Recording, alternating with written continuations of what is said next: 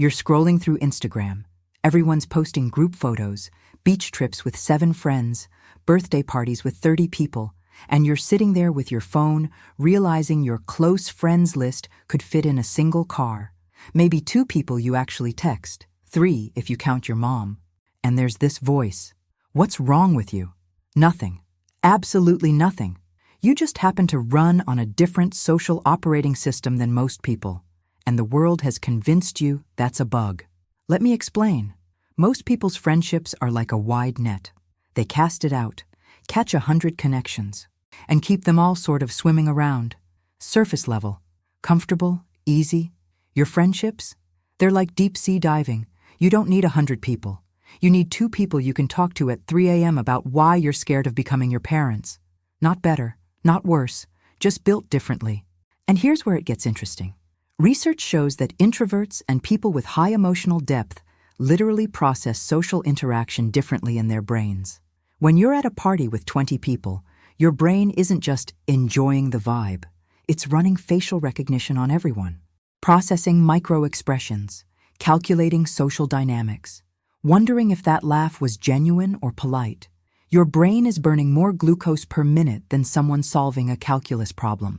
An extrovert's brain? Coasting, vibing, recharging like a phone plugged into a wall. Yours? Draining like you left GPS and Bluetooth on while streaming video. This is wild. You're not bad at socializing. You're just doing the social equivalent of running a marathon while everyone else is on a casual walk. Pull back for a moment. You know that feeling when someone asks, "How was your weekend?" and you freeze because you hung out with one person, had one deep conversation, and it was perfect? But you can't say that because society has decided that fun equals quantity. So you feel like you need to apologize for your small circle, when actually you're just wired for depth over breadth. Picture this. Most people's friendships are like a buffet, a little bit of everything. Lots of options, nothing too filling. Yours are like a Michelin star tasting menu. 5 courses, every single one intentional. Every bite designed to mean something. You're not missing out, you're just eating differently. Here's where it gets rough. Society punishes you for this. You should get out more. You need to be more social. Don't you get lonely? And the worst one, you're too picky with people.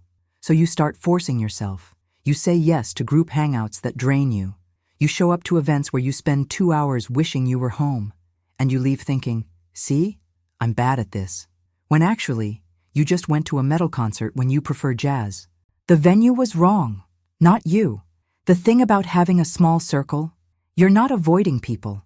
You're filtering for people worth your energy, because your social battery isn't just smaller, it's allocated differently. Research shows that people who prefer smaller social circles often have what's called high cognitive empathy. You don't just hear what people say. You feel the subtext, the hesitation in their voice, the thing they're not saying. That's exhausting. Imagine trying to watch a movie while also reading the director's commentary, the actor's thoughts, and the audience's reactions simultaneously. That's your brain in a group of 10 people. So you limit your circle. Not because you're antisocial, because you're running advanced social software that requires more processing power. And you've learned, better to run 2 programs perfectly than 20 programs at 10% capacity. Talk about what you're actually getting. While someone with 50 friends is liking their Instagram stories and showing up to their birthday party once a year, you're building something most people never experience. Depth, the kind of friendship where you don't need to explain your weird sense of humor, where silence isn't awkward, it's comfortable, where "how are you" isn't a greeting, it's an actual question. Where do real connections come from? Not from people who know 100 people, from people who know 3 people really, really well. That person who texts you a meme at 2 a.m. because they saw something that reminded them of a conversation you had 6 months ago. That person who remembers you hate small talk and just starts with, "Okay, real talk." That person who doesn't ask, "Why are you like this?" but instead asks, "What are you thinking about?" That's not loneliness. That's intimacy. What people don't tell you, you'll never feel popular, because popular isn't your metric. While extroverts get clear feedback, big parties, full group chats, constant plans, you're building something quieter. And society has no trophy for person with two ride-or-die friends who actually know your middle name trauma, so you feel lost. When actually, you're just playing a different game. You've been asking the wrong question. You keep asking, why don't I have more friends? The real question is, why do I feel like I'm supposed to? What if your small circle isn't a flaw? What if it's a feature? What if your brain protecting its energy for deep connection instead of spreading thin across 50 acquaintances is exactly the point? The reality is this: the world doesn't just need people with big networks. It needs people who can go deep, who can hold space, who can sit with someone in their 3 a.m. spiral and not check their phone. Most people can't do that. You can. While extroverts build wide, you're building deep. Both are valuable.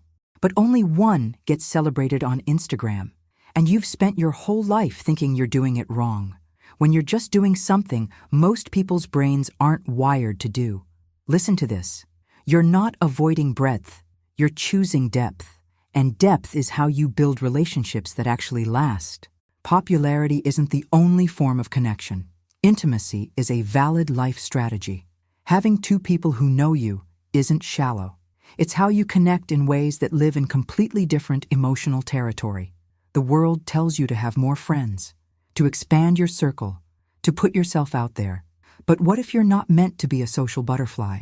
What if you're supposed to be a lighthouse, standing in one place, shining brightly for the few ships that need you?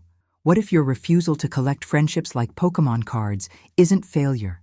What if it's your brain protecting something rare? You're not lonely. You're selective.